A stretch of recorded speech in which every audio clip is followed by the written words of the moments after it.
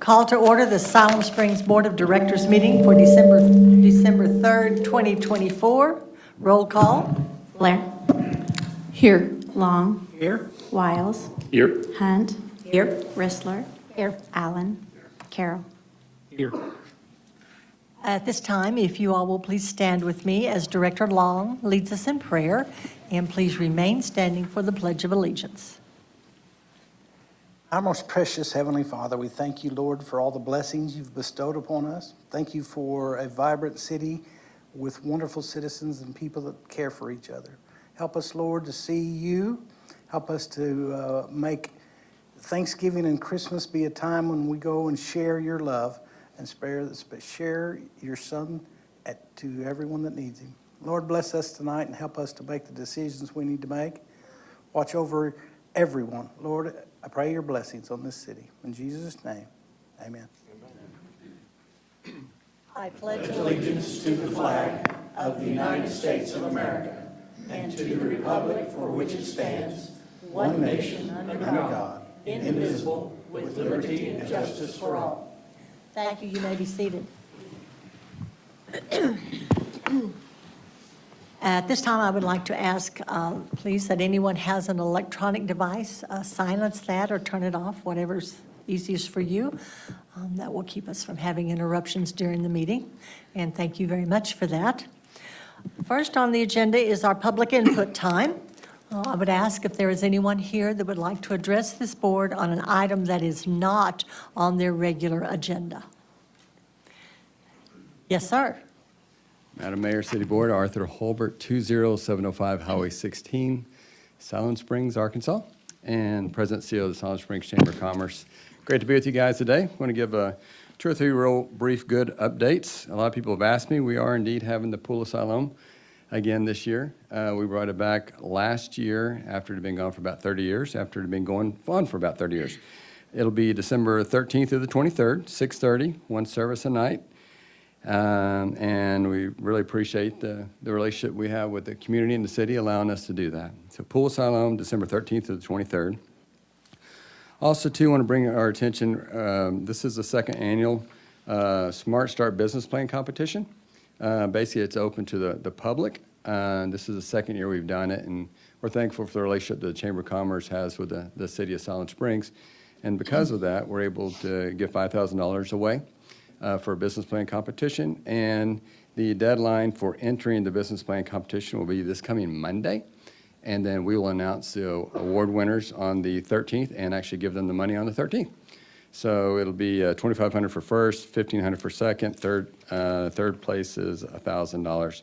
So basically, just for the general public, basically 5 pages written of, it's basically going to be a product or service line, make a capital improvement or an innovative new idea. So it could be an upstart business, could be an upstart idea, could be something that's existing, a restaurant that, hey, if I had this piece of equipment, then we could do things that we couldn't do otherwise. So it's really wide open.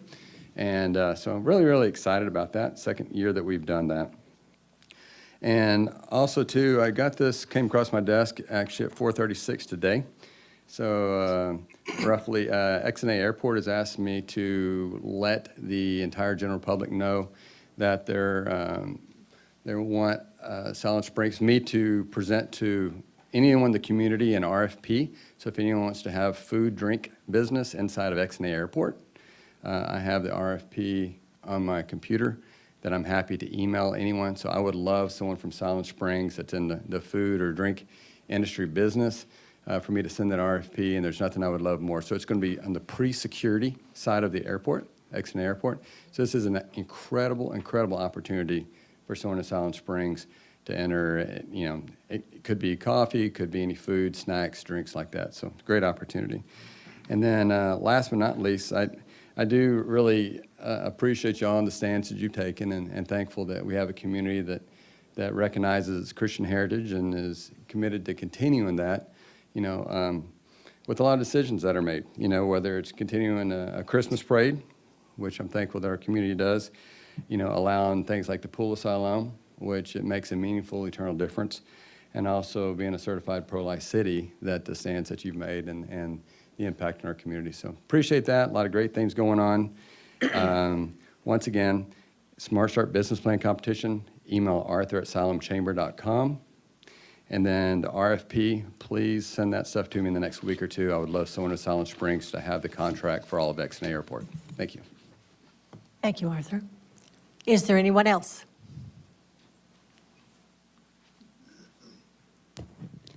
Good evening. I'm Mary Nolan. I'm privileged to be the director of the Siloam Springs Museum. And we would like to invite you on Saturday night before the Christmas parade to come to the museum for a Toyland antique toy display. If anybody knows the wonderful lady Nancy Jesser Halsey, she has a fantastic collection of antique toys that we have on display to kind of go along with the theme of the Christmas parade, Toyland. So we would invite you guys to come between 3 and 6 o'clock and enjoy that display and just go right down the little alley there, and then you're right there to watch the parade. So the museum would love to see you all there that night. Thank you. Thank you, Mary. Mary, when do you open for the Toyland? What time? It'll be from 3 to 6. 3 to 6? Okay, Yeah, great. 3 to 6. Pretty much once the parade departs, we got nobody up there, so it's heading down. Thanks, David. Thank you, Mary. Is there anyone else? If not, is there anyone that would like to address the board on an item that is on our consent agenda tonight? If there is not, we will move into our consent agenda. A, regular meeting minutes, November 19th, 2024. B, appointments, Utility Commission, Bernadette Keck, Clara Carlos. C, renewal of Museum Operations and Management Service Agreement, Museum Society, $70,000. D, Resolution 53-24, Settlement Litigation, Blake Jones. Directors, is there an item you would like to have removed for separate consideration?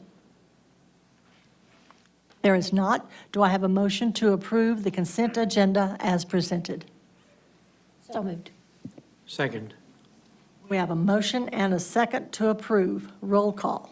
Long, Yes? Wiles, Yes. Hunt, Yes. Rissler, Yes. Allen, Yes. Carroll, Yes. Blair. Yes. Motion is approved. Next, we will move into our contracts and approvals. First is contract Washington Street Sidewalk, Diamond C Construction, $260,760.54. Kevin? Thank you, Madam Mayor. Tonight for your consideration is a contract for the construction of a sidewalk on Washington Street from Lake Francis to Highway 412. You will notice on the contract that this calls out Lake Francis as well, simply due to the age of the project when the grant application was made and it was given a project name and number. At the time, it was going to be combined, but this is only for the portion along Washington Street. Staff is recommending approval of the contract with Diamond C Construction, and we are available for any questions. Thank you, Kevin. Directors, comments or questions? Betsy? Madam Mayor, just out of curiosity, how wide will the sidewalk be? 5 feet. 5 feet, okay. Anyone else? What'd you say, Kevin, 5? 5 feet. There will be a couple exceptions to that, but it'll maintain ADA requirements for the whole length. Is there anyone in the audience that would like to speak to this contract? There's not. Directors, do I have a motion to approve the contract with Diamond C Construction? So moved. Second. We have a motion and a second. Roll call. Wiles, Yes. Hunt, Yes. Rissler, Yes. Allen, Yes. Carroll, Yes. Blair, Yes. Long. Yes. Contract is approved. Next item is contract Sager Creek Addition rebuilds, First Star Construction, $1,997,586. Kevin? Thank you, Madam Mayor.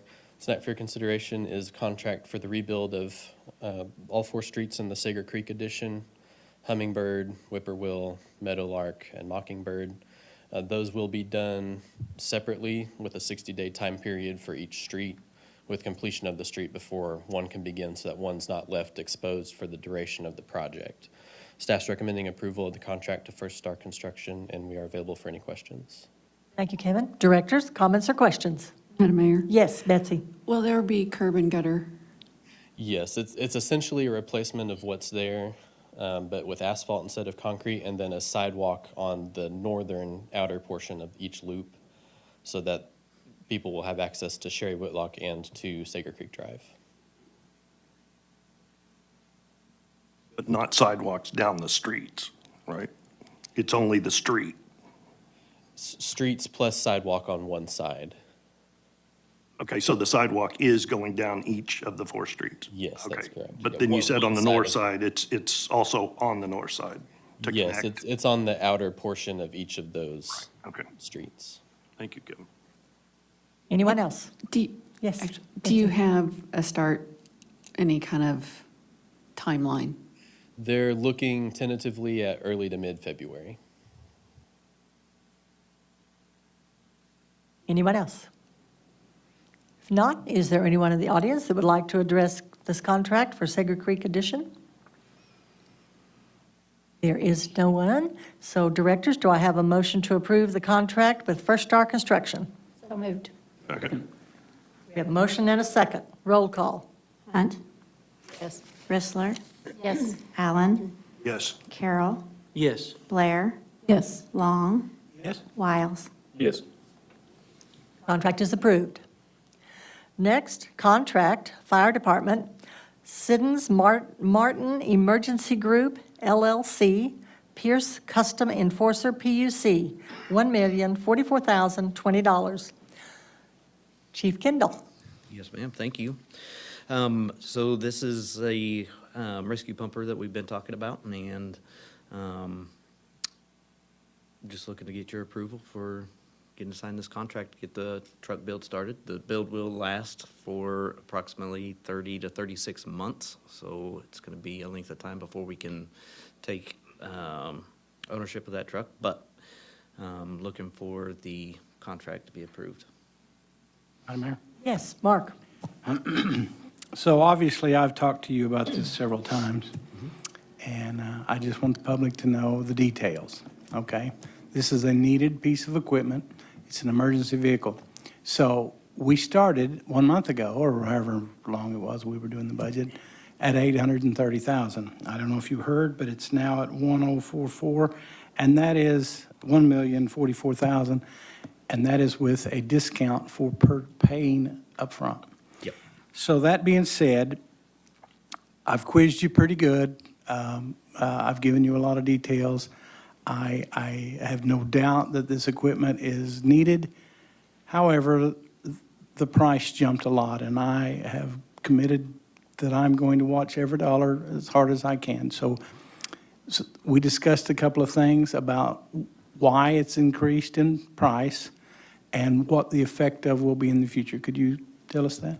Yes, sir, I'd be happy to. So this is a custom truck. So this is a spec'd out truck that they will build for us that will meet the needs of the Salem Fire Department and the equipment and the rescues that we can effect. So they will, once we sign this contract, they will order the metal to start this build, and it will be built from the ground up. The $900,000 price range is basically looking at a stock truck off the line, mass-produced truck.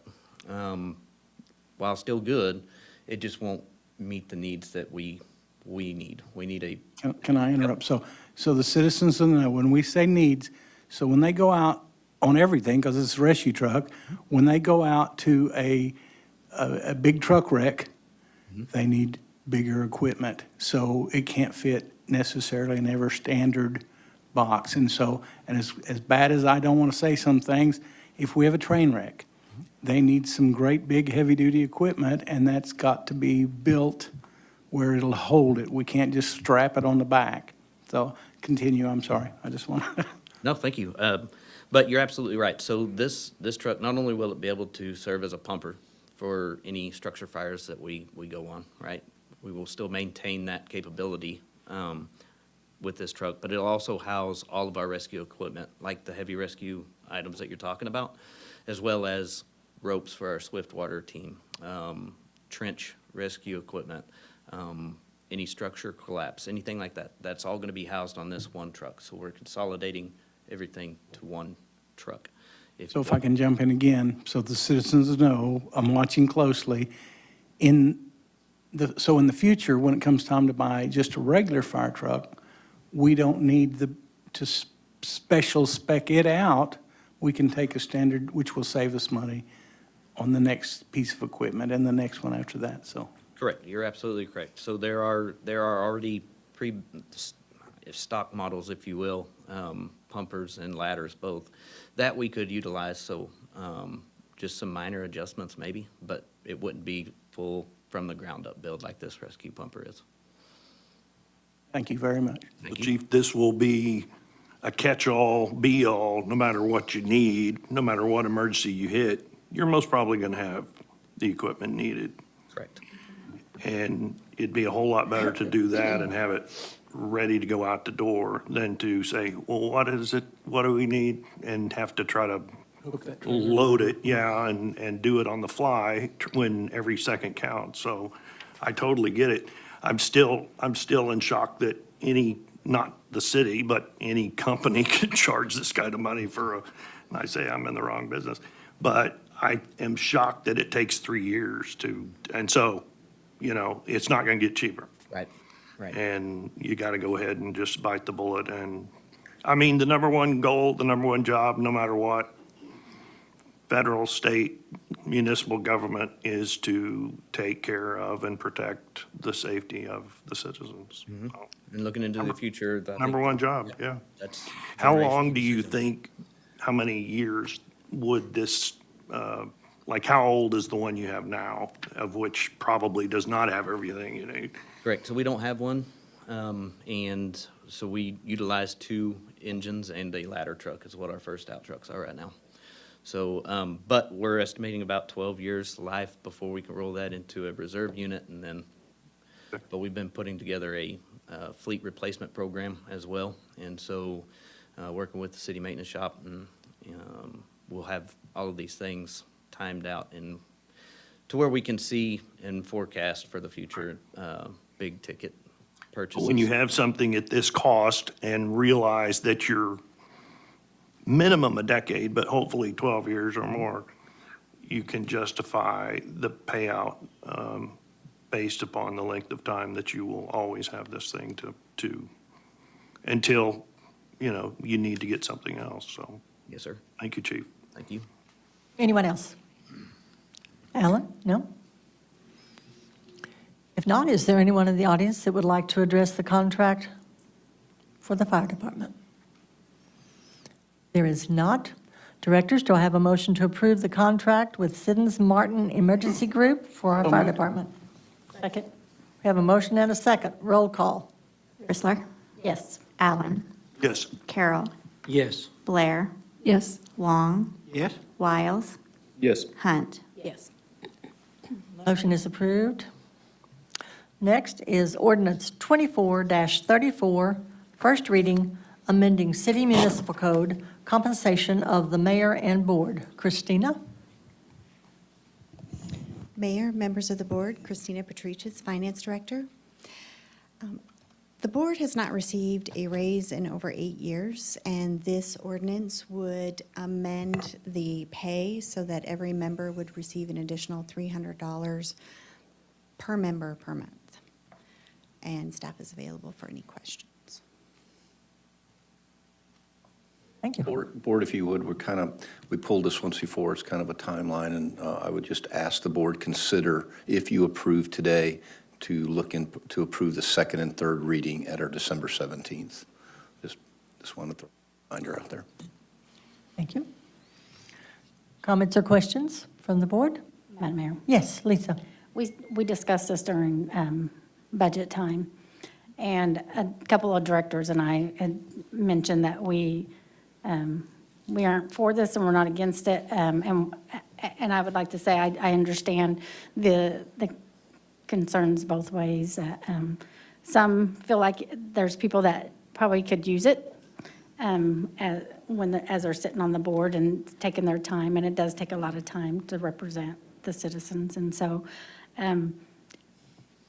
I am not necessarily for this, but I understand why it could help.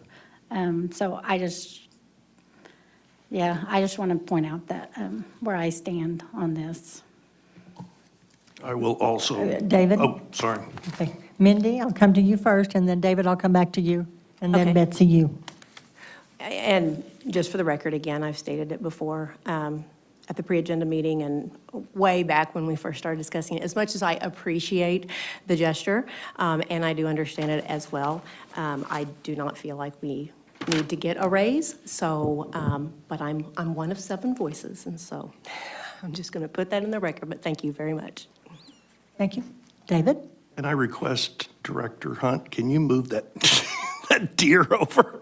I can't really, in fact, I didn't know that anybody else had said anything because all of these things are in the way, so I didn't know anyone else had had their hand up or anything. So it's kind of hard. I mean, Ken, you've got the deer, or the It's such a tree pretty right in deer. front of you, so. But it looks so good. It looks so good, but I can't see who's wanting to get the floor. Madam Mayor, Yes. thank you. I wanted to stress that I have not heard any board member or the mayor ask for this in any way. This was brought forth by staff to include in the budget.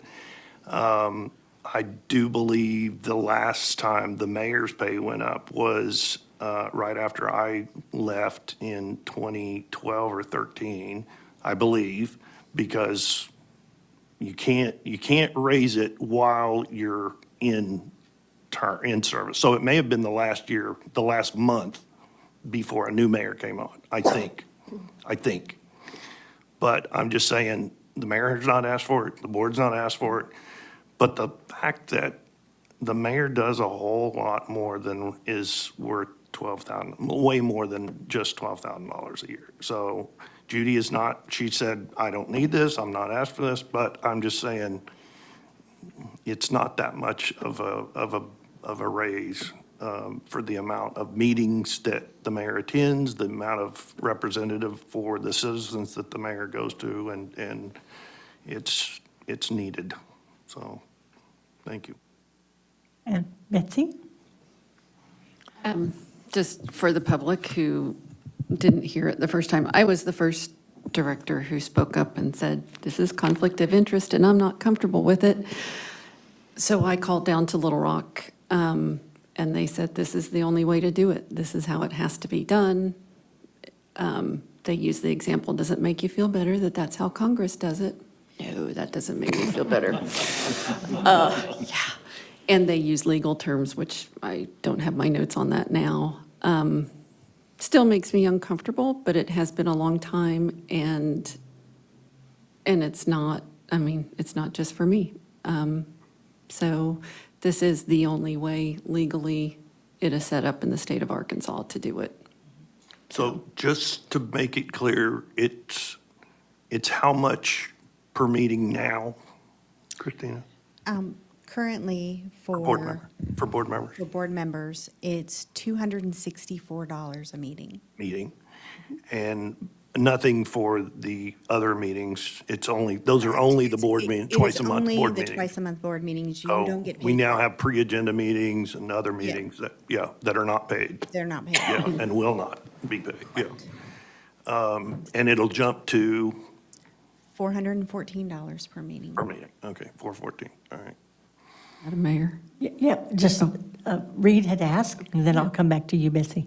Reed? Thank you, Madam Mayor. I just want to point out, and we have hit on this, that this allows for a broader spectrum of people to be able to be on the board. Some, I think, they could do a very fine job, but they are unable to run for an office like this because they've already got that second job. And this would allow them that opportunity to help supplement an income that they probably already have. And instead of having a spectrum of maybe 10 or 12% of our population that could actually run for this board, this could open it up to, I don't know, I'm not trying to put numbers out there, but a much broader spectrum of people and age. I think some of the 30-somethings that we have, some of the 40-somethings we have wisdom, have common sense. this would allow that opportunity for them to do that and to take care of a family. Thank you, Reed. Betsy? And actually, that was initially when we had that one meeting, one of my reasons for it, though Reed puts it much more eloquently than I do.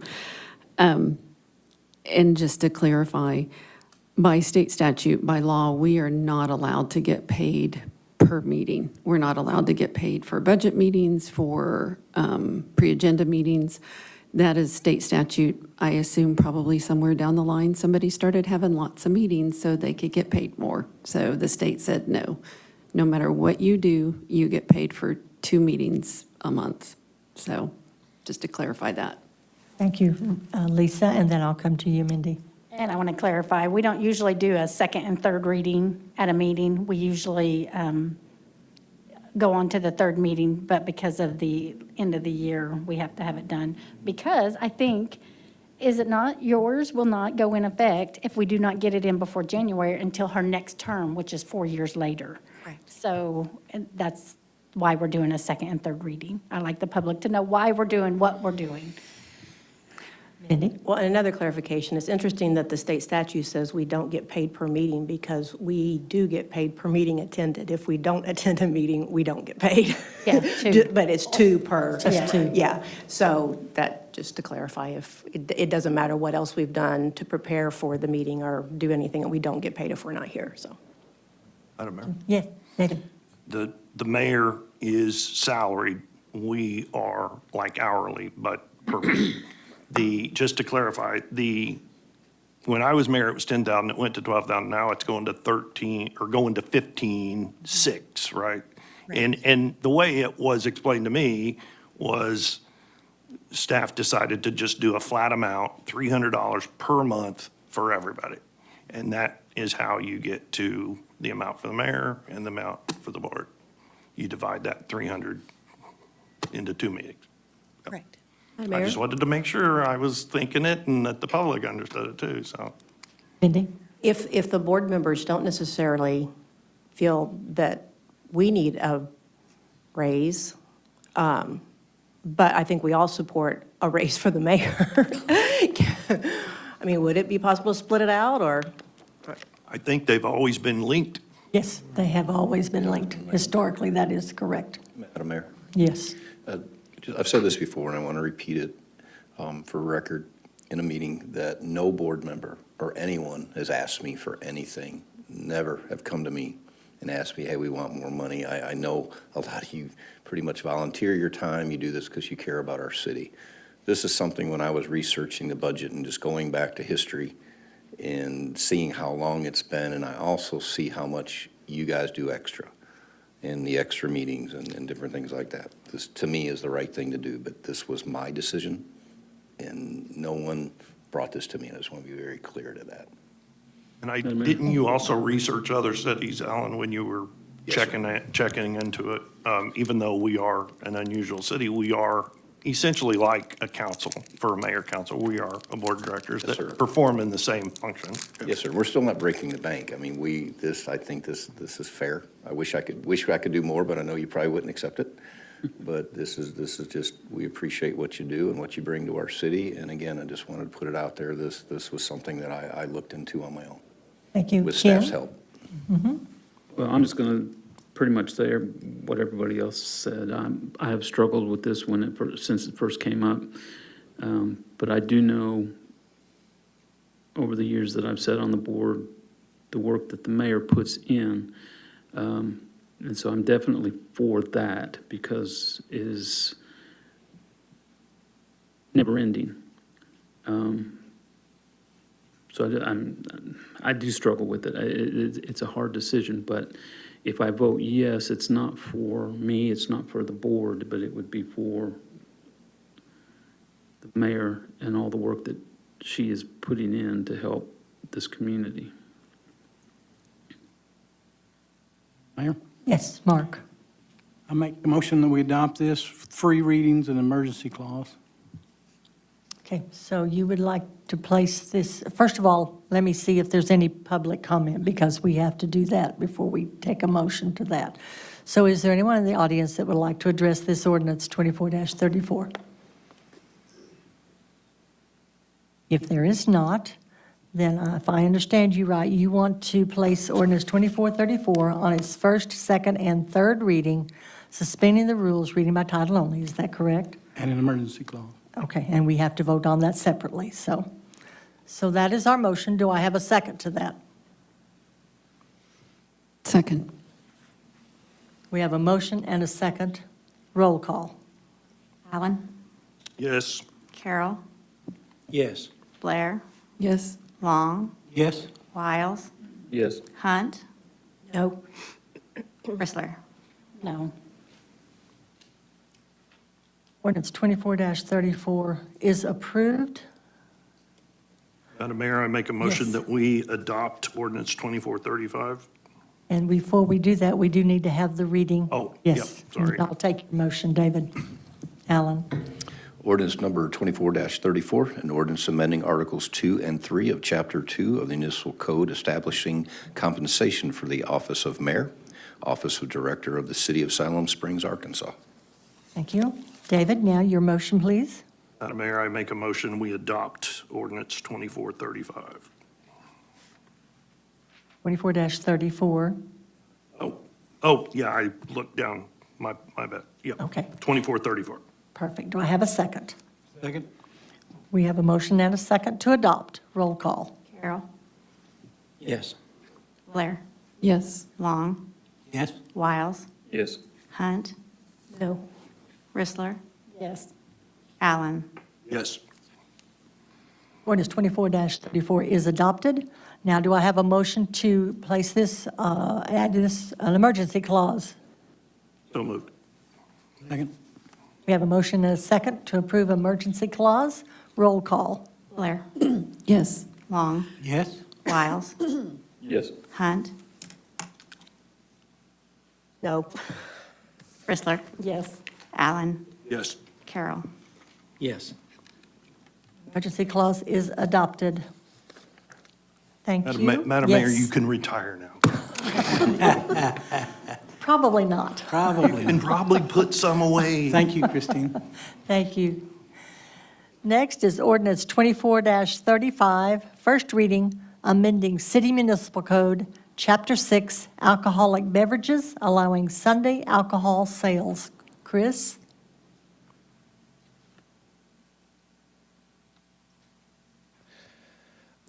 Thank you, Mayor. This was the referendum, was on the item on the November 5th general election, which called upon the voters of the city of Siloam Springs to determine if alcohol should be eligible for sale in the city of Siloam Springs on Sunday.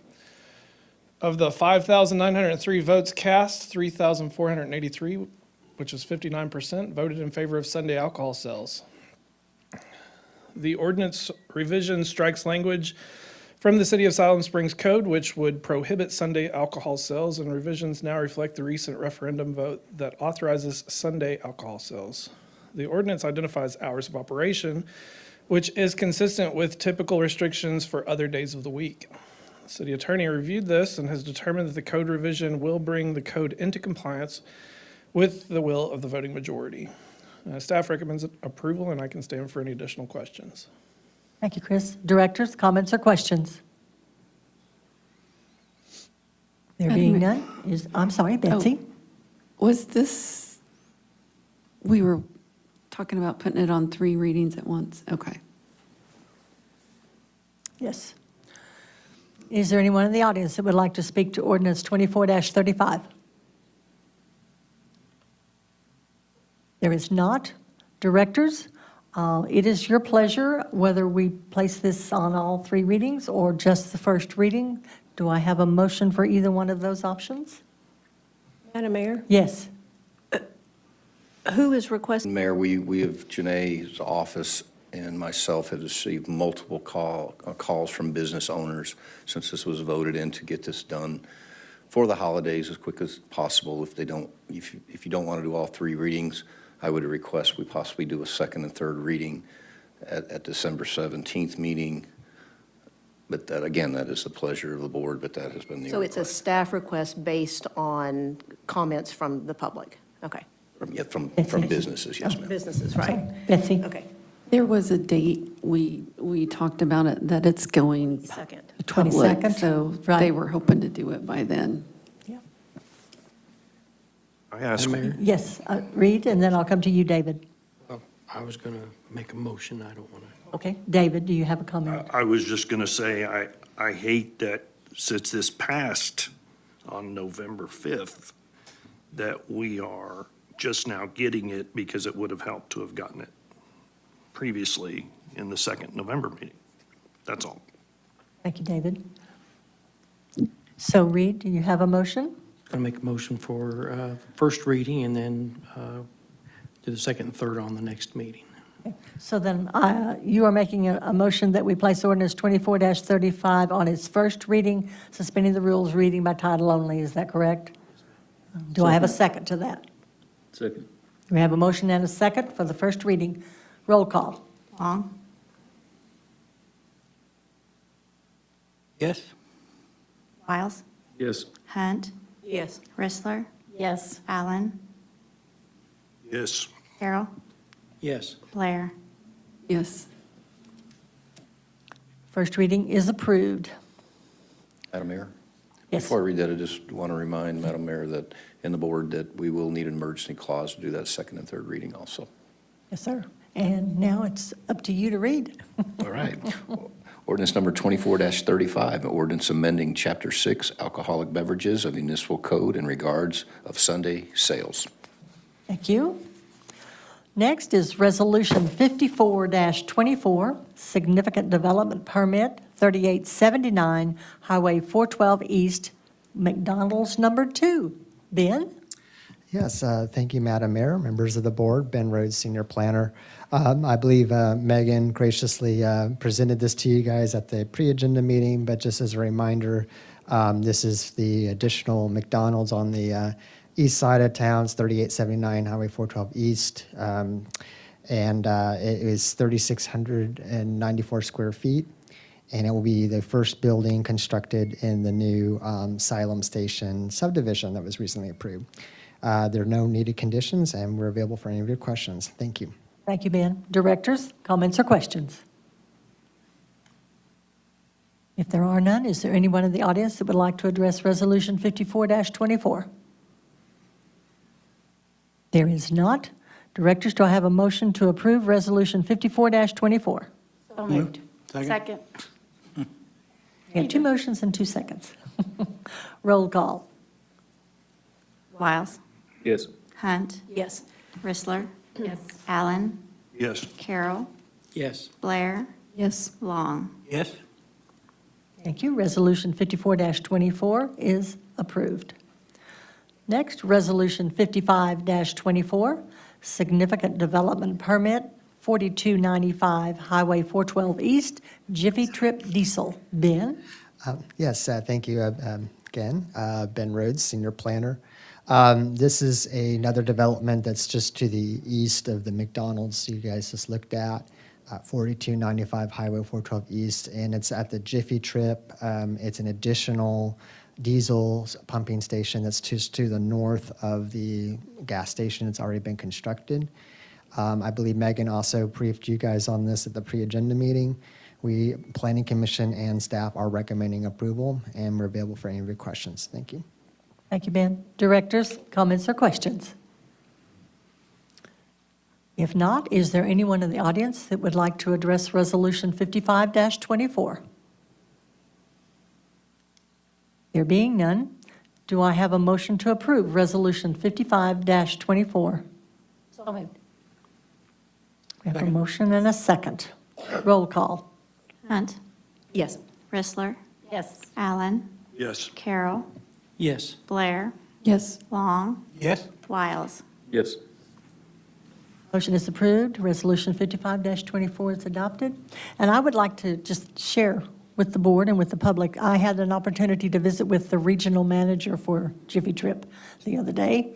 And during that conversation, she made it a point to let me know how excited they are about being in Siloam Springs, how well they are doing, and they appreciated the board allowing them to build at their locations, and the public for supporting them after they came here. So I wanted to pass that on to you. They are very excited about being in Siloam Springs.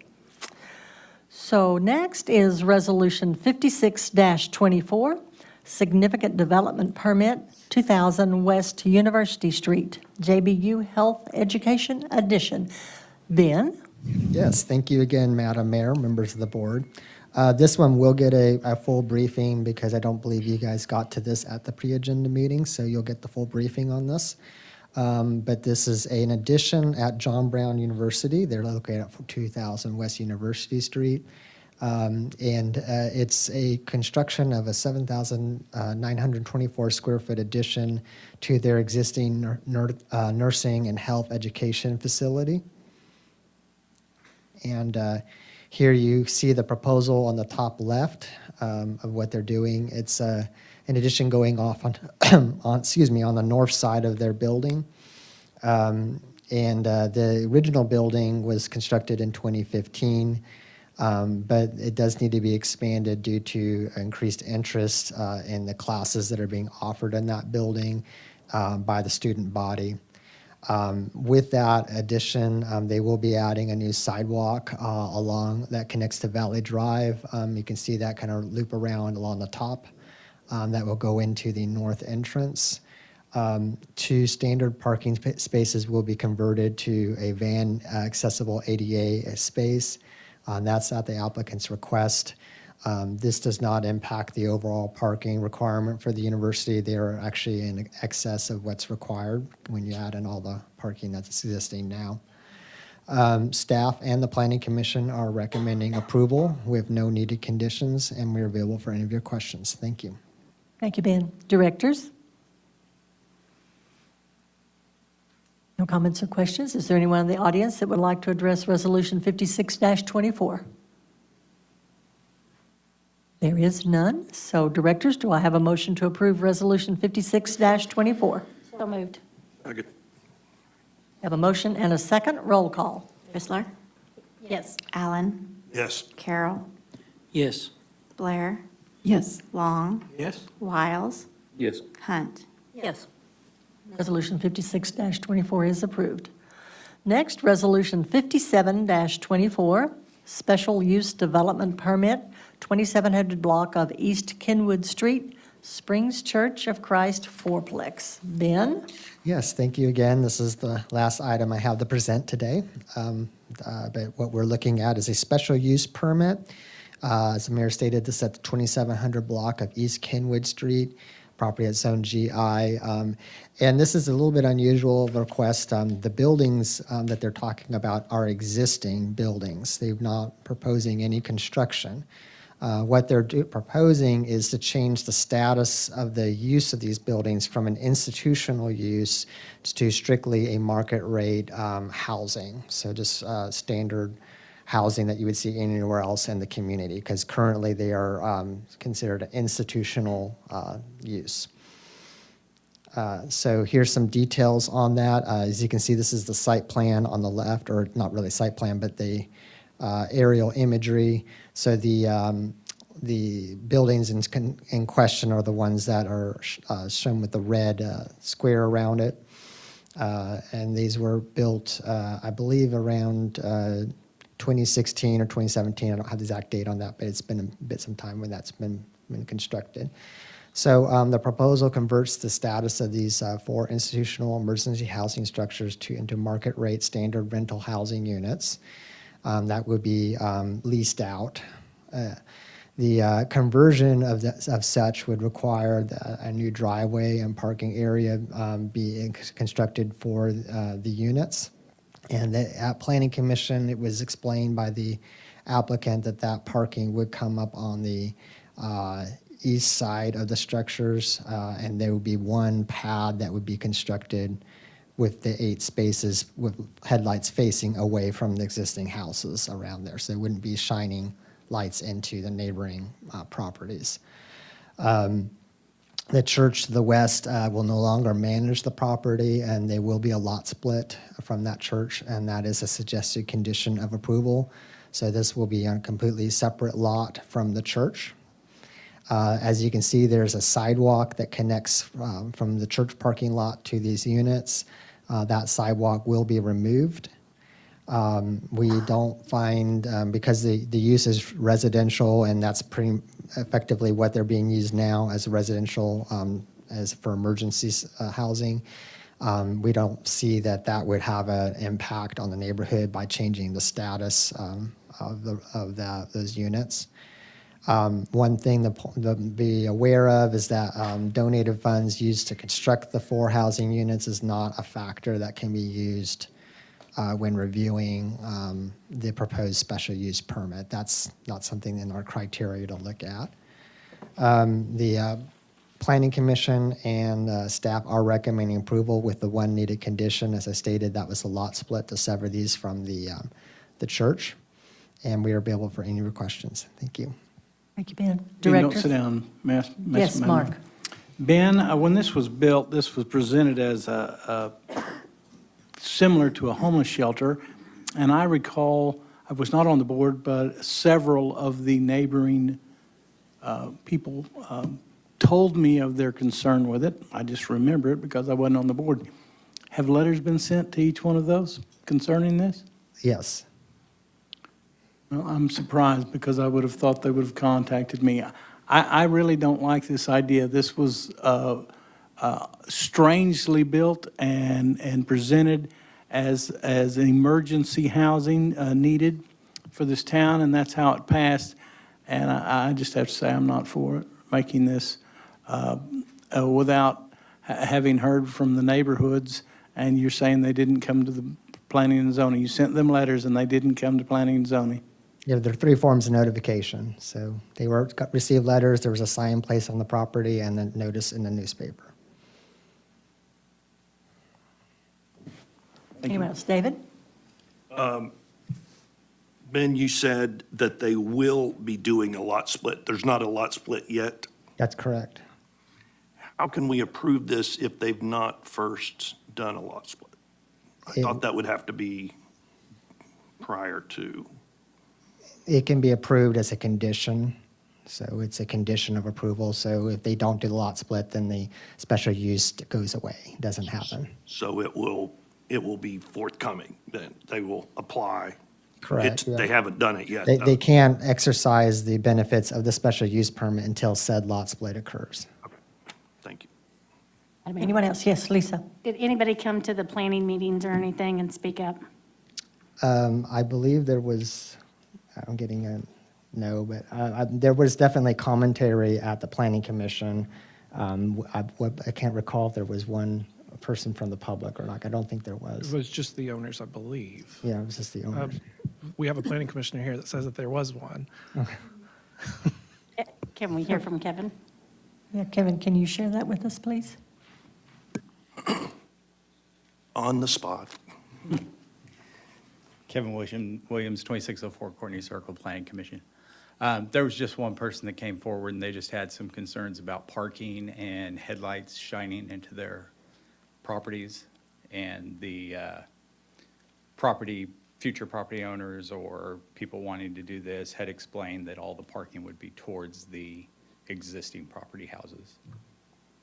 Can you draw on there kind of, I guess it's going to be on the east side, which means on the right side, right? And it's going to go toward, the lights are going to go to the north? The way I understood it, would there be like parking like right in here? Because this will be the drive-in, so they would park inward towards those properties. Oh, and the lights will shine on the houses that Right. way. Okay. Thank you, Kevin. Yes, Madam Mayor. Reed. Ben, with how this is being put together, would this be the sum total of the houses on there, or would this allow them to build more close together like that on this lot split? There's no proposal for any additional units. I mean, they're just proposing to use the existing ones that I'm Anything aware. additional would have to go through planning, zoning, and the whole bit. They would need to get a building permit. I mean, it depends on, I mean, it is zone GI. They're not changing the zoning.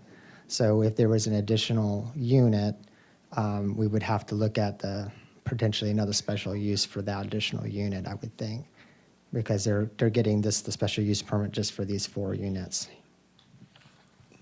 That's where my concern would be. If they've got 4 units and they could probably put another 4 or 5 on there. And then I think that's where I would have concern in that particular. Thank you. Lisa? Can you explain what GI stands for?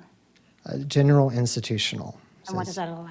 That's for churches, schools, government buildings. So that's not removed when we separate the property? No, they're not rezoning, so they're staying the general institutional use, but within GI, you can apply for special use for residential use. So that's what they're doing today. They're not rezoning it, they're just applying for Is the the. church keeping the property, or is it going to be privately owned? I believe they're going to be selling it and being privately owned, is my understanding. So it could be developed in the future. It could be as another church or institutional building because that's what it's zoned. Or housing. If they get another special use permit. I mean, just the 4 is what they're doing right now, just for this 4 units. Yes, David? So the question was, could they? And you said, Ben, that they're only keeping the zoning, that they would have to reapply or apply for a new. But the answer is they could. They could come back and add Yes. new homes that size or any size, really. Yes. Whether it be first they rezone or second, as an alternative, get another special use permit, one or the other, right? Correct, yeah. If they want to add. There's a additional variety of buildings. methods they could go through to increase. If they keep the zoning GI now and with this special use permit, outside of the area of this red square, they could build another GI building, correct? They could build another church. They could build something else that falls within the GI zoning, right? Right, just with a building permit, that's correct. They would not need a special use permit to do that, though, right? I'm a little disappointed that our planning would push this through simply because it was built for a specific reason. It was approved when it was brought forth to the board for specific reason to do with the church and the services the church does for the needy. These homes are much, much smaller than those to the east and very much smaller than the big estate house to the north. And so just the fact that they could add more homes of this size or do any other thing they wanted, really, just need to apply for it. I can't support this. We're doing a break off of this property simply because either somebody has made an offer to buy it and the church wants to get rid of it or whatever. But the fact that it would not be within the church's dominion anymore is a very real concern. But also just the fact that when we have zoning for certain things, and we have the ability to just throw up in the air and say, well, yeah, we'll just get a special use if that doesn't fall within the zone of what we need. It really defeats the purpose of why we have the zoning and why there was thought and process to the approval of this in the first place. So I absolutely cannot support this resolution. Thank you, David. Lisa, and then I'll come to you. I have 2 questions. Are the utilities tied with the church, or are they separate utility? I believe they're going to try to get separate utilities out there, but I can defer to Chris, I think you might, or Kevin, if you have any further on that. Because the applicant's here. The applicant is here. I would defer to the applicant if those are already separately tied in or not. Yes, if you want to state your name and address for us, please, and then we'll give the floor to you to answer the question. All right, I'm Dustin Perkins, currently at 1260 Sebastian Lane in Prairie Grove, Arkansas. The electric currently has separate meters, and the sewer is currently tied together. We've already contacted a surveyor to do the lot split. With that, we have where the sewer is going to be split from the church, separated. So everything will be completely separate from the church. And to provide some background on why they're for sale, is the previous church sold, and then the new church they're not interested in running them in the same way, so they were trying to resell them to members of the church to potentially use as rental houses and things of that nature. Ken? With the church? You have another? Okay, go ahead. You're with the church? Okay. Well, Lisa, go ahead, and then I'll come to you, Ken. Okay, my second question is actually for Jay. So my mother hasn't said anything, but she lives in the neighborhood right next to that. I don't ever want to vote and it be a controversy. Should I abstain from voting since it affects my mother or not? There could be lots of people who live in an adjoining neighborhood, and under the board rules, each board member gets to make his or her own decision on whether to abstain on a matter. Okay, my mother does, she's never even had a discussion with me regarding it, and she lives on the opposite side of the street. I just want to clarify because I know things come out, and so I want to be completely transparent. Thank you, Lisa. Ken? Ben, I think I might have heard something wrong, so I'm just going to ask a couple things just for clarification. You said this is GI, it will remain GI, okay, with a new owner, correct? Yes. Okay, so then did you say under the GI, they can basically put whatever they want to out there? If they want to double the amount, they could do that without coming to the board or having it approved? I mean, it's just basically getting a building permit, is that right? Did I hear that, or am I? Well, we said several different things. I believe what I was saying earlier is that the special use permit was tied to these 4 units. Right. To So be allowed- if they wanted to put, I mean, there's room out there, say they wanted to put 4 more. I would think that would require an additional special use permit. I mean, I don't know if someone would disagree with me about it or not, but I would think that it would be doubling the use on that site and potentially require additional review. Because I understand what the other directors have said, and I would be leery as well if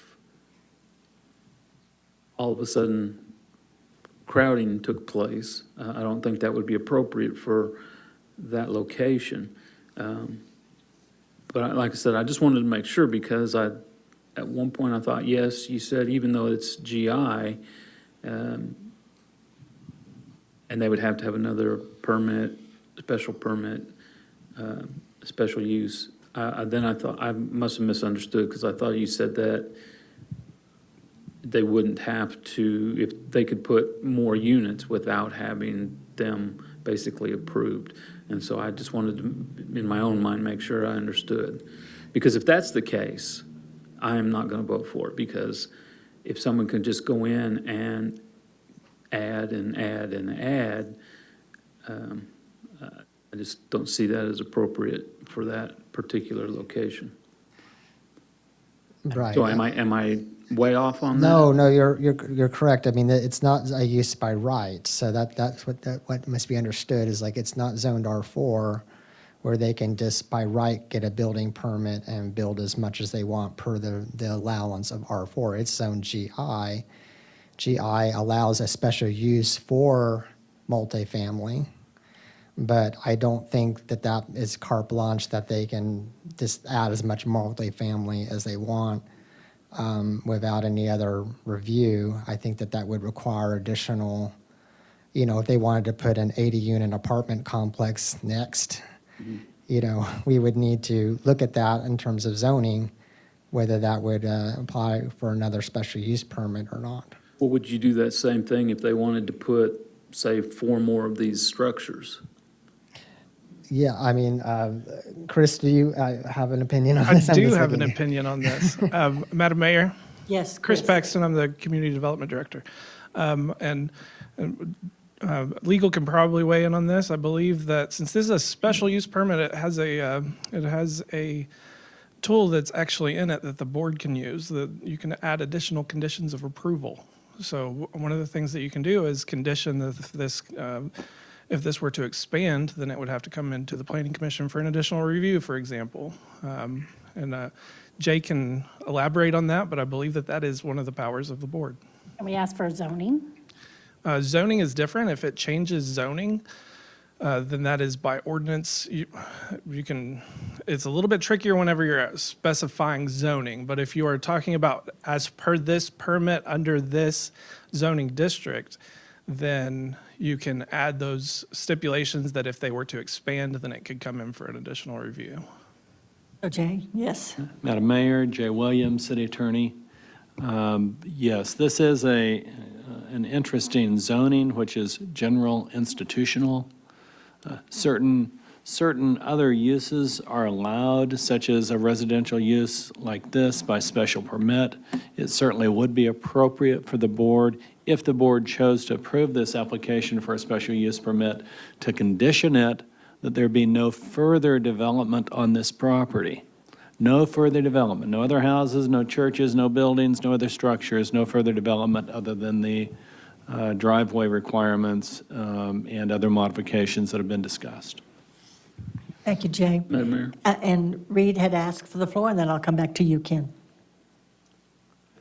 Not looking to squelch the conversation, but I'm wondering if we could table this to the next meeting to give us a little more clarification and so that we're more comfortable making our decision.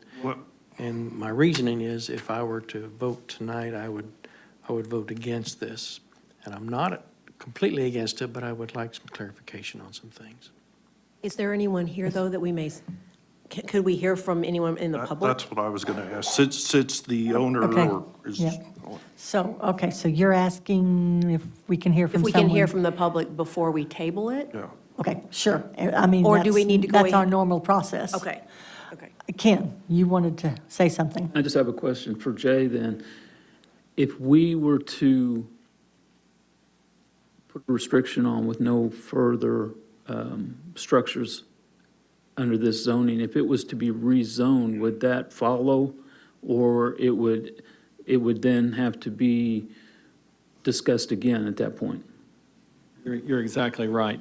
Jay Williams, City Attorney, Madam Mayor, a rezone would be a complete new ballgame. And then we would be looking at the requirements for that particular new zone that was being moved to. Madam Mayor? Yes, David?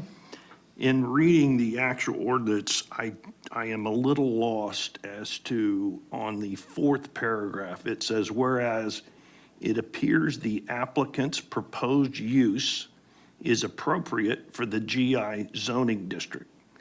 The GI zoning district is not set up to have fourplexes, triplexes, or whatever. So I'm a little confused why we would say that this is appropriate and falls in line with what GI was specifically set aside differently than any residential. The second question I had was the gentleman who came up to the podium, are you the gentleman who's made the application? Yes, he is the applicant, Dykema? Dustin Perkins. Mr. Perkins. Okay, so you're not the one who's made the application to the board? We did it together. Well, we only have John Dykema on behalf of the landowner, Springs Church of Christ. So are you the pastor of the Springs Church of Christ? Yes, sir. You're the one wanting to buy the property. That's correct. Have you been before our board before on other things? No? Okay. I'm just confused and on this reading, and I didn't know if you were the man that was listed, so that's. I think I can explain it maybe. When reading the special application use, it is zone, like, you can have the multifamily on the GI under the special application. I think that's what that paragraph may be trying to say. Well, yeah, anybody can get a special use to make a change to whatever zoning, but the GI as a zoning definition does not include housing like this. So it's a little odd for our ordinance to read, or resolution to read, that the proposed use is part of the definition of GI, because GI is general institutional. So, So Chris, can you offer some clarification Yeah. to him for that? I can. So within the code, if you look further in the code, it actually has a chart. And every time you have a zoning district, there's going to be a list of, within that chart, there's going to be three options. Either it's not allowed at all, it's allowed by right, or it's allowed by special use. So in a lot of places, the primary use is going to be allowed by right. In this case, the primary use are going to be those government institutional items. However, those special use items, allows us as a city to look at it on a case-by-case basis and determine if we have conditions at a location, if it's appropriate at that location. I think the applicant, through the review of this, they look at it and say, okay, what are they using it as? What are the adjacent uses? And is it allowed either by right or by special use permit? In this case, it was allowed by special use permit. My assumption, I don't have it right in front of me, my assumption is that it has adjacent uses of residential. Ben can probably talk a little bit more about the appropriate adjacent uses. And plus, this is a little bit of a unique condition. It's really not having a big functional change as far as people living in these units, people staying at these units versus the long-term residential use. So, Ben, would you like to follow up on that? Yeah, that was our thinking too, that the impacts to the neighborhood are very minimal. You're talking about what's being used now is temporary residential use. What is proposed is residential use. So it's not really changing a lot. We're adding a parking lot and a driveway. The parking is facing away from the houses around the neighborhood. I'm not surprised that a lot of people didn't show up because they probably weren't very concerned. I know if I lived in the neighborhood, I wouldn't be concerned because it's not changing. You're just allowing residential people to stay permanently in those units. I understand the concerns about, that expanding, and I would be concerned with that as well. I think the intention of the special use permit was just for these 4 units, not to allow additional development on the property. And I do agree with the attorney that it would be appropriate to add another condition to state that no further development other than servicing these 4 units would be allowed. As far as the statement and the resolution, the whereas statement, those are somewhat standard for special use permits. We use a template for these, and typically they're just copied over for when we feel that a special use can be appropriate in a particular zone district after looking at mitigating factors like the impacts to the neighborhoods and things of that nature. So that's pretty much staff's stance on that. I hope I didn't muddy the waters more for you guys, but it is residential around there. The use is residential, and we just aren't really seeing where the concern or impact would be, to the neighborhood. Madam Mayor. Thank you. Yes, David. And my point is, when you say in a resolution that the board reads that this is appropriate for GI, it is taken by the board to mean that the use applies to what GI definition is. That's how that comes across, the perception of what you've written of it is appropriate for GI. What you're saying now, it's appropriate if we have a special use permit. But the special use permit is kind of like this thing you got to get before you can make the change. So to read that this is appropriate use for GI, it's really not true in terms of the GI definition does not apply to this as it stands. So that was my point. To read appropriate, I just disagree. And I think you may recall what Mr. Long was talking about when this was first brought to the board as something that the church was wanting done for whatever use for temporary housing. And this, of course, goes contrary to what it was originally designed and proposed, and the board agreed to go along with, even though normally, if this was not something that the church was going to be doing, if it was something completely different, then they probably would not have just said, well, yeah, it's GI, we'll go right ahead. They would have asked at that time for it to be rezoned or lot splitted and rezoned or whatever. So the fact that there is such a, well, this is different and this is different and we're looking at it, and it's so odd that it comes back to, we have all these zones with specifications and reasons for them. But if anybody wants to just say, well, I don't really abide by that zone, so I'll just make a special use permit application and it'll be approved and we'll move along. You look at, it's not just a matter of some people living there. It is a matter of the value of the property around it being devalued by it becoming permanent homes for people that are in smaller homes right next to medium-sized, next to large homes. So you have to say, this is the plan, that's what they're gonna do.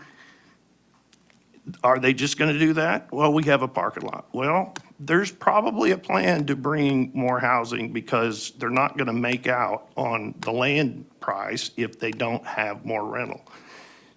I think it was set up specifically when it was built by the church for a reason.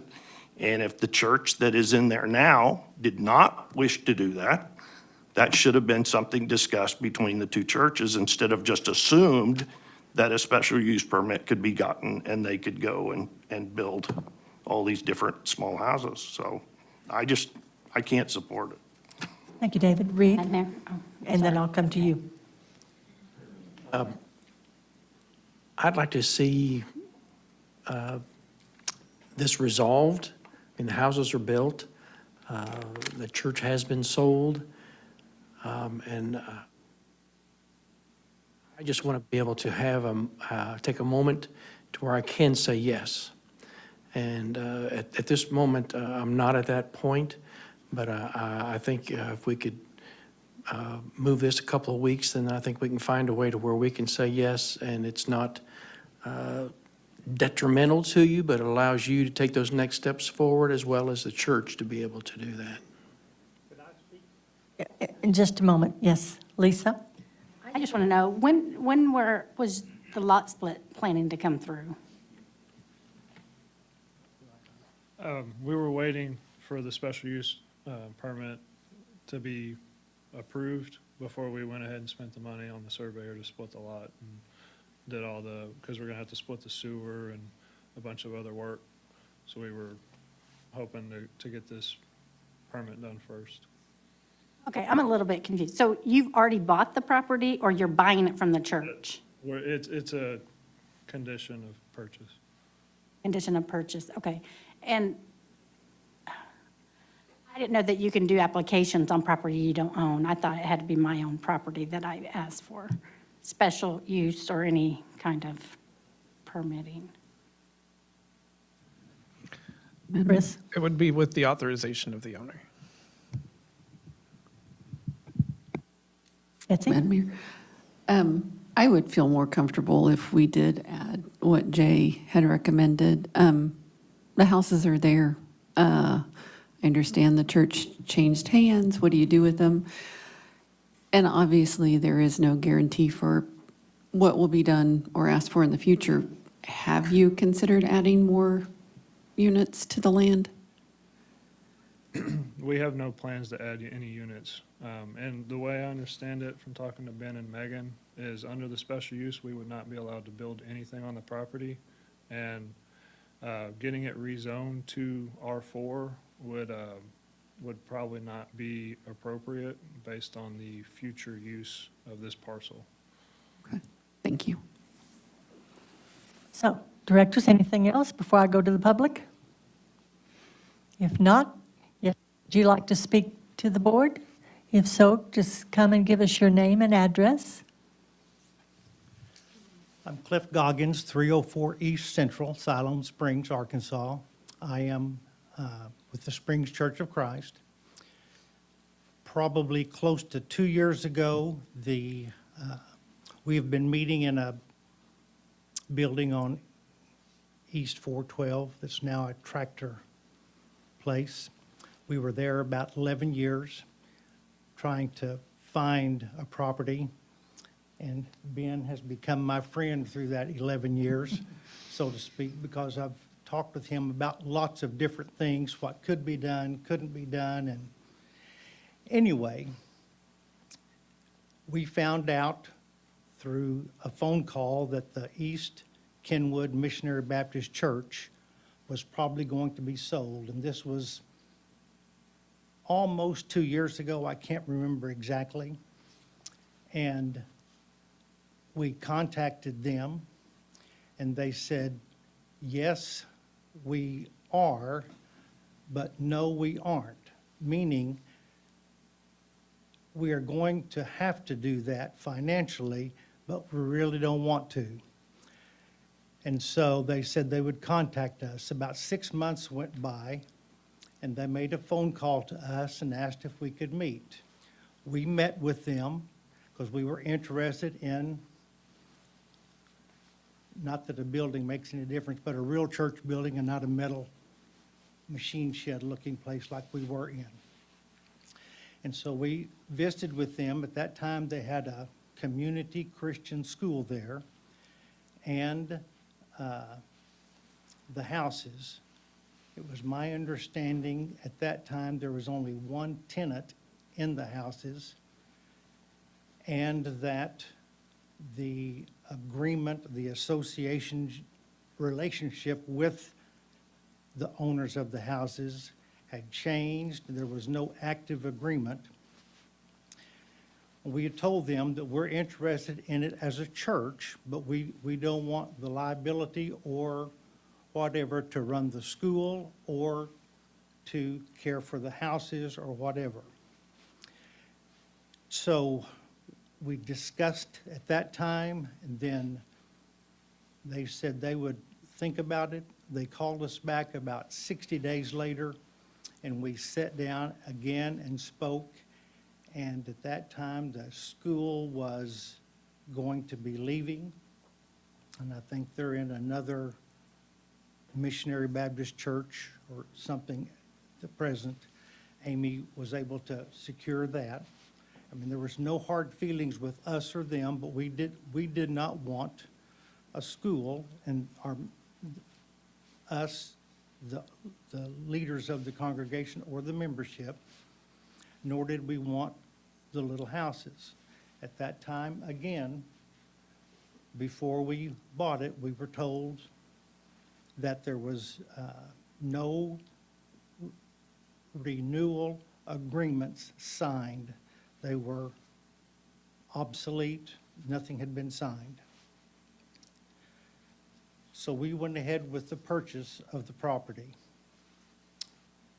We had to get a survey, an appraisal and all of that.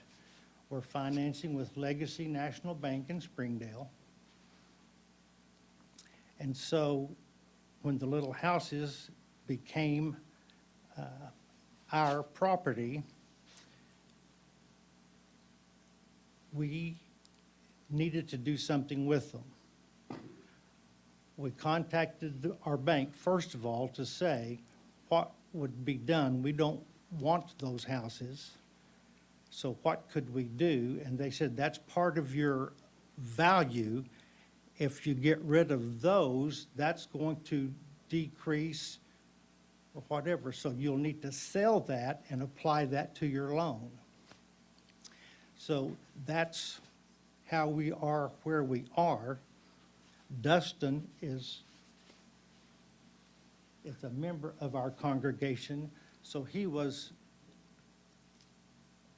understanding what was going on, and he came to us and said he had a partner. I've never met him, but I'm assuming it's this fella, and they would like to approach the city to see if something could be worked out.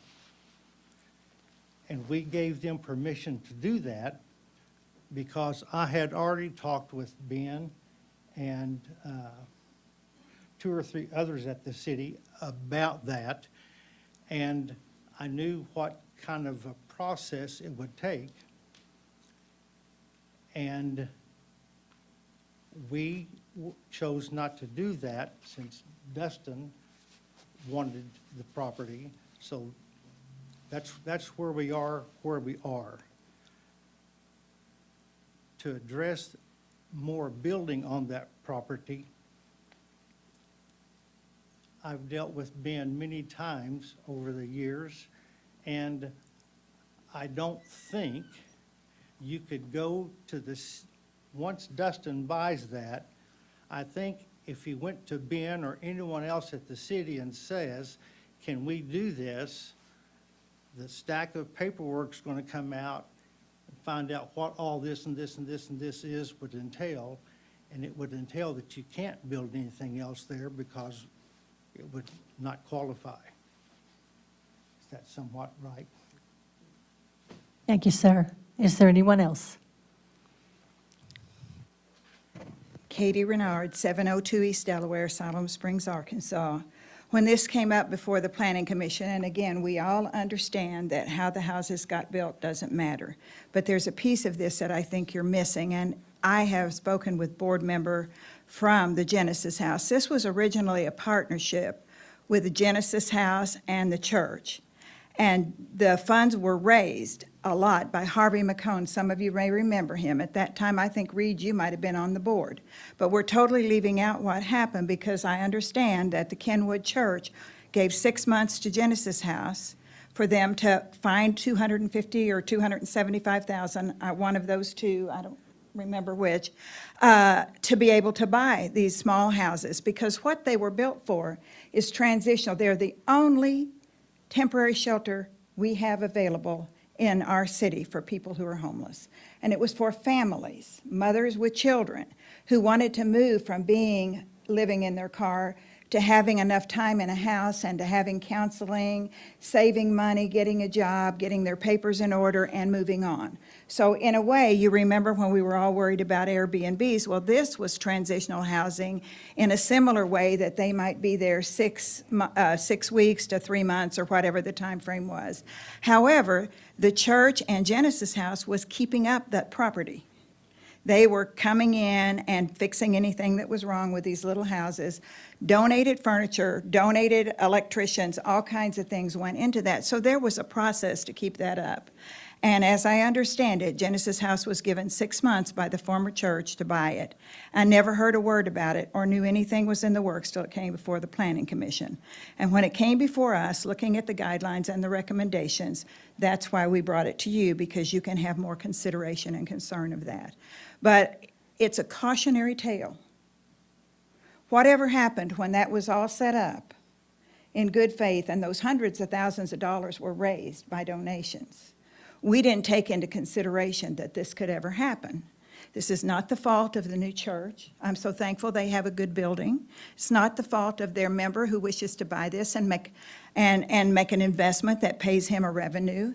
It's a sad, sad situation that has happened in our community because nobody really knew about what was going on. So when we think about this in the future, and yeah, I know good and well that the city said this is the most wonderful thing. Those sitting on the board, David, I know they said, this is what we want. We need some kind of housing, because right now, the only place a homeless person ever goes in Siloam Springs is to a motel.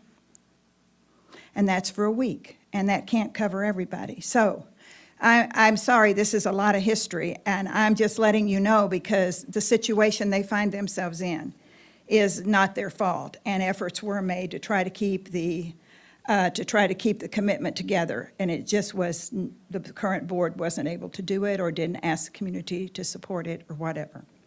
So it's a situation there's no other solution to, as I see it. Thank you. Thank you, Katie.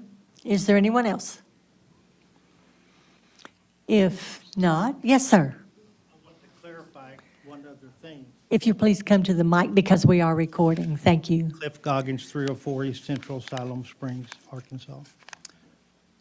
At the time when we bought that, as I said earlier, we were told that there was no longer any agreements. And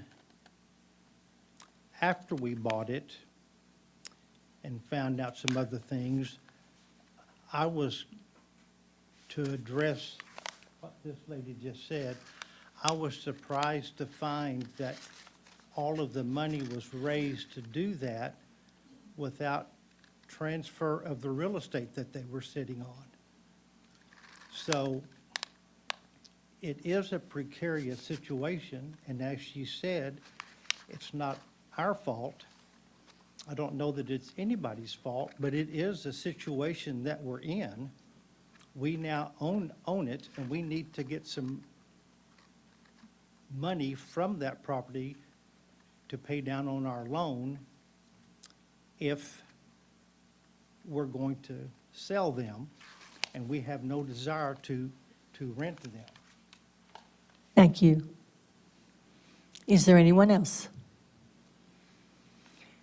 If not, directors, I will come back to you for direction. Reed, do you have a motion? I still would like to make a motion to table this to the next meeting.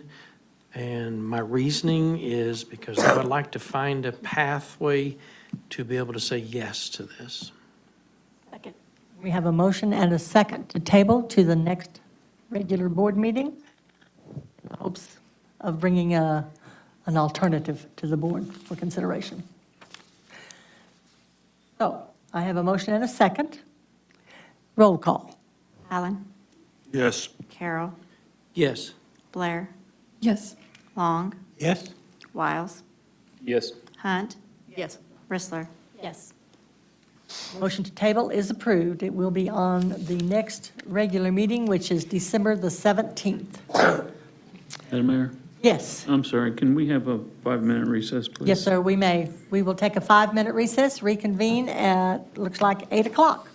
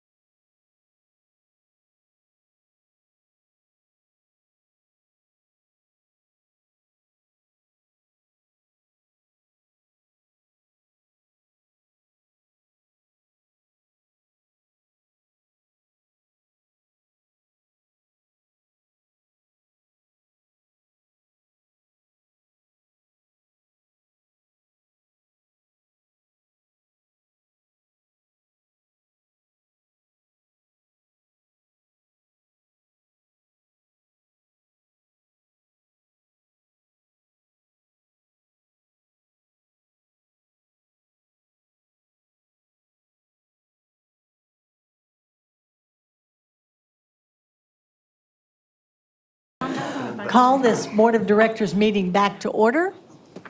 We will continue on with the agenda.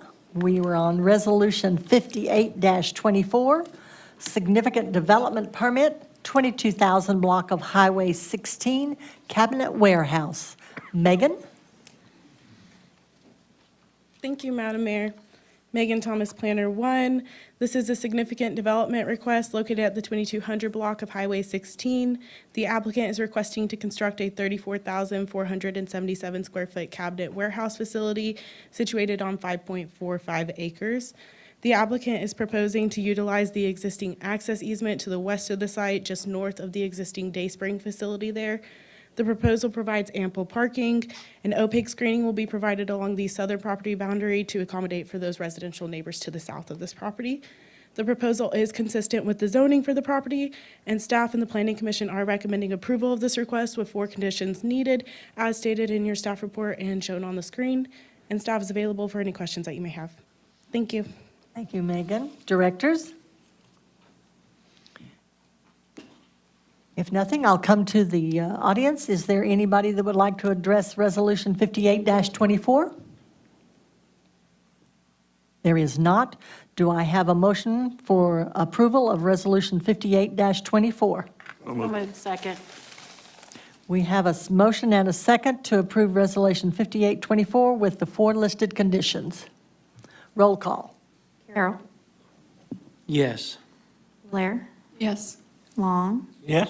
Wiles. Yes. Hunt. Yes. Rissler. Yes. Allen. Yes.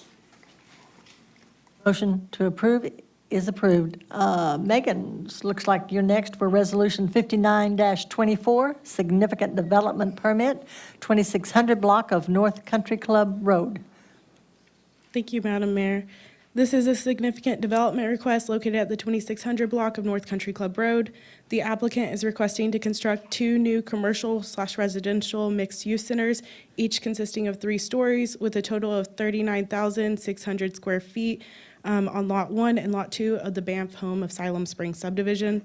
This request is associated with a special use request to allow large impact commercial that's greater than 10,000 square feet in floor area of commercial within a C1 zoning district. The applicant is also requesting a 23.58% parking space reduction per code section 102-75D.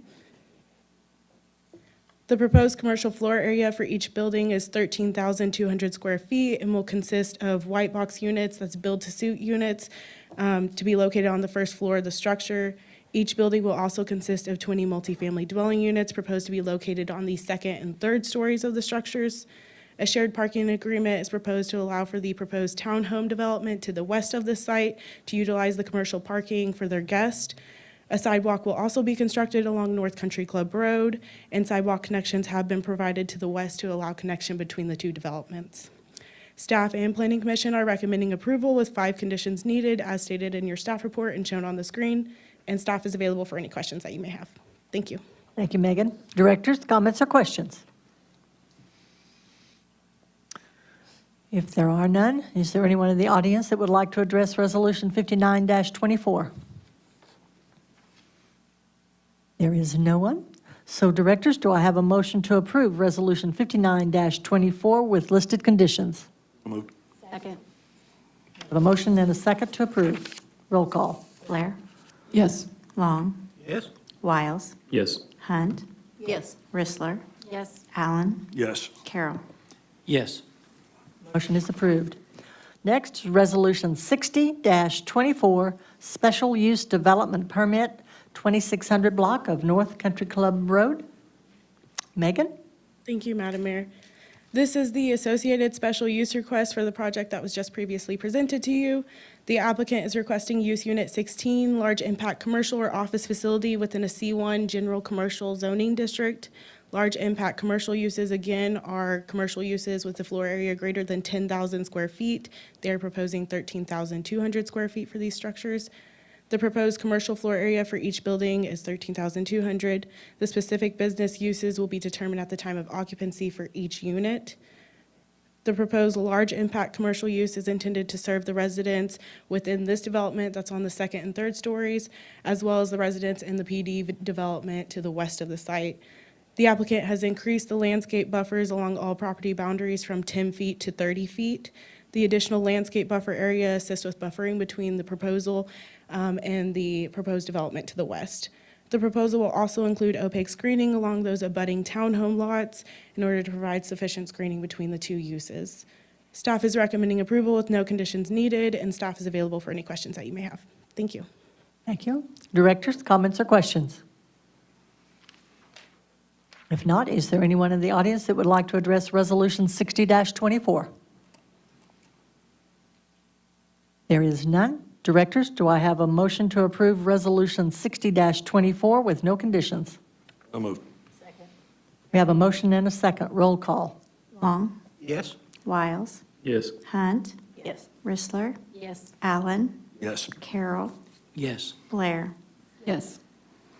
Motion is approved. Next, Resolution 61-24, Significant Development Permit, 2600 block of North Country Club Road. Megan? Thank you, Madam Mayor. This is another significant development request located at the 2600 block of North Country Club Road. The applicant is requesting to construct 150 single-family residential attached townhome units with associated amenities situated on 13.99 acres. This request is associated with the commercial mixed-use development that was just previously presented to you. The proposed amenities include a playground area, pickleball courts, and walking trails. Sidewalks will be provided throughout the development with connections to the west to allow better pedestrian mobility between the two developments. The proposal provides ample parking with additional guest parking provided throughout the development. The applicant has also agreed to provide a shared parking agreement with the commercial properties to the east to allow for additional parking areas for the future guest, as previously stated. The total sum of the parking for the two developments combined is 515 parking spaces. That's excluding the townhome residential garages. Those are one-car garages. Including those one-car garages, the total sum of parking for the two developments combined is 665 parking spaces. That's to serve 150 dwelling units. Staff is recommending approval with two conditions needed as stated in the staff report and shown on the screen, and staff is available for any questions that you may have. Oh, and this is the overall view so that you guys can see what the two developments together will look like. Thank you, Megan. Directors, comments or questions? This is the same thing we've already reviewed and approved, right, on the housing, right? Or actually all of it? You guys reviewed and approved the PD zoning Yeah. for it as well as the C1 zoning.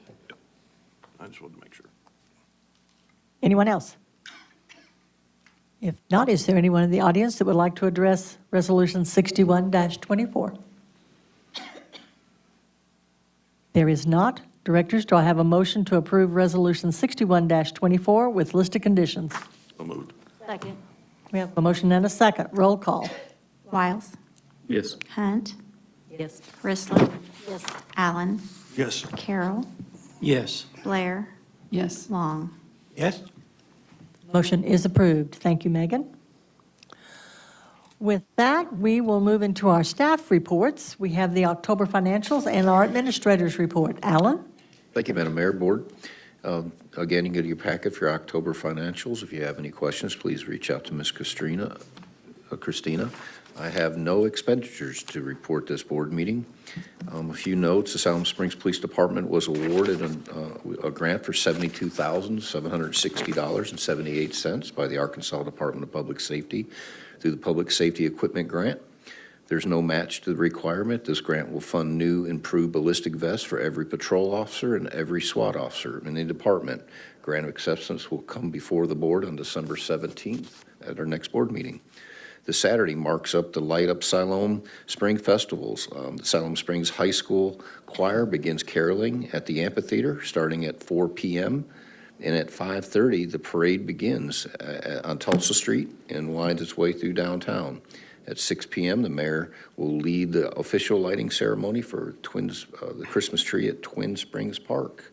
And just, I know everybody's seen it. I just want to throw another shout out to our fire department for the rescue they did yesterday on the water tower, because if you see the pictures, that's pretty high up there. So they just show how well trained they are and how they put it on the line for folks. So just a great job. And that's all I have, Mayor. Turn it back over to you. Thank you, sir. So, yeah, I just want to shout out to our fire department for the great job that they did and the great job that they do every day. And our police department also, thank you all for your service. And also, I just hope that everyone turns out Saturday for our Light Up Siloam. It'll be a special event, I think, as always, so hope you all can attend. Madam Mayor, people probably Yes. think, well, that is our Christmas parade, so. Yes, I'll make that that is. clear. Yeah, our Light Up and then parade, right? All at the same time. Yes, ma'am. Okay, with that, we will move to the director's reports. Mindy, we'll let you start, and David, we will end with you. Okay, well, I hope everybody had a good Thanksgiving and that everybody's gearing up for the Christmas season. And I wish the best. And thank you to fire department, police department, all of our city staff. I just appreciate all the work that you all do on a daily basis to protect and serve the citizens of Siloam Springs. And during this season of Thanksgiving and Christmas, we can be especially thankful for you. So an early Merry Christmas, and I'll say it again next time. Thank you. Ken? Nothing tonight. Thank you, sir. Betsy? Are we going forward with the light decorating? Okay. Yes, ma'am. Chris, could you get a quick update? That have been turned over to the Park and Rec Division, and Miss Charlie's heading that up, so do you have a quick update? Sure, just Charlie with Parks and Rec and Travis have taken over that. We're planning on having a meeting tomorrow to go over that a little bit more thoroughly. By the next, well, hopefully by the next board meeting, I can give you a full update. Before then, maybe in just one of my director's reports, I could incorporate some of the updates of what the plan is. But Parks and Rec has taken that over. We're excited about that, and we are excited to be a part of that process. Chris, if you would, just send me an email and I'll forward it to the board, or you can forward it to the board, just CC me. Sorry, Kevin. Do you have an update? I don't even have to tell you what I'm talking about, do I?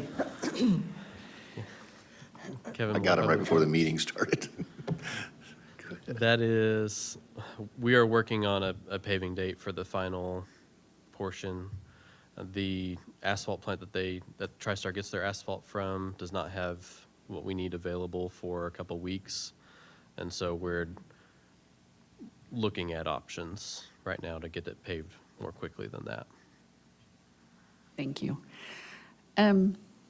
Other than that, it's cold outside. Remember to bring your animals in. The shelter always needs help, needs toys, needs treats, blankets. When you're out Christmas shopping, pick up some stuff for the animals and drop it off. And keep in mind, Genesis House has extended hours, 7:30 to 11:30, Monday through Friday. Their Monday meals at 411 West Benton, Friday meals at the same place, except for on the 20th. St. Mary's Catholic Church does that. So, thank you. Thank you, Betsy. Lisa? There's been conversation around town, and I had one individual contact me a couple of times. The Black Hill Energy, does the city own any of the, the lines are completely owned by Black Hill Energies? Does anybody know? Because I guess it came out that the reason they did such a large increase is due to the delivery fee. Well, whose lines are they happen to be delivered through for the fee to increase that much? Do we know? I'm not certain where they get their gas from, but they are entirely separate from any city utility. And we own no lines on it. Correct. And I've also been asked, and I don't know how this, I forget the term they used, for a company to own so much of, there's just one company in town, a monopoly, yes. We have no control of that. That's a state or federal level? Do we know? State, that's what I thought. Okay, I sent them to the state, just in case I wanted to make sure I wasn't right. Okay, and I hope everybody had a happy Thanksgiving. See you at the parade, hopefully. Thank you, Lisa. Reed? Thank you, Madam Mayor. Yes, Thanksgiving was good. I only celebrated 3 times, so I'm good on that one. I do want to just express to the citizens of Siloam Springs, thank you for coming out and voting on our runoff election. I find it kind of a little bit odd that I'm having a watch party with my opponent, but so far it's been good. Thank you, Madam Mayor. Thank you, Reed. Mark? Nothing? David? Well, I'll take his time. Madam Mayor, thank you. I want to always show appreciation to our Chamber of Commerce, Arthur Holbert, for spearheading and continuing the Pool of Siloam. It's a huge undertaking, and it was a huge decision last year to do it. And it was marvelous last year seeing it, and perfect weather, perfect for watching cuddled under a blanket, and I'm just glad it's not going away, and I'm glad it's continuing on the hillside, right? Yeah. But also, Arthur, thank you for just acknowledging our city's Christian heritage, the Christmas parade coming up. The fact we did pass a resolution to become a pro-life city, it says a lot about, well, where the name Siloam came from was based upon the Bible. So we have a deep Christian heritage. We've been fortunate over the years to have a Christian university here who always leads the nation in being the top school, and we're lucky to have them here. I also want to thank Mary for making us aware for the Toyland Antique Toy Collection on December 7th. And as she pointed out, I think it's perfect. You go there 3 to 6, and then you walk right down and get a place in line for the Christmas parade. I want to make it a point to let the public know that I only voted yes on the ordinance for the Sunday alcohol sales because it was voted on and passed by the public in a referendum.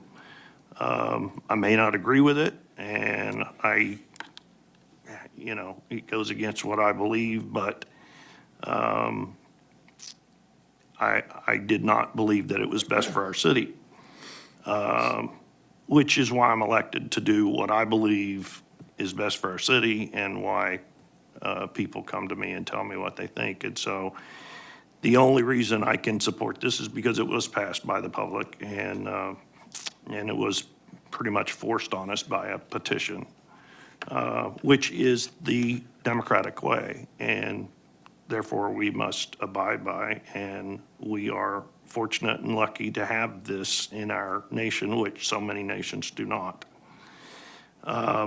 I want to say again regarding one of the topics we went over tonight, we have zoning definitions for a reason. They've been thought out long and hard about what each one of those zoning is part of, what it is made up of, and that we need to consistently be aware of that and stay on that.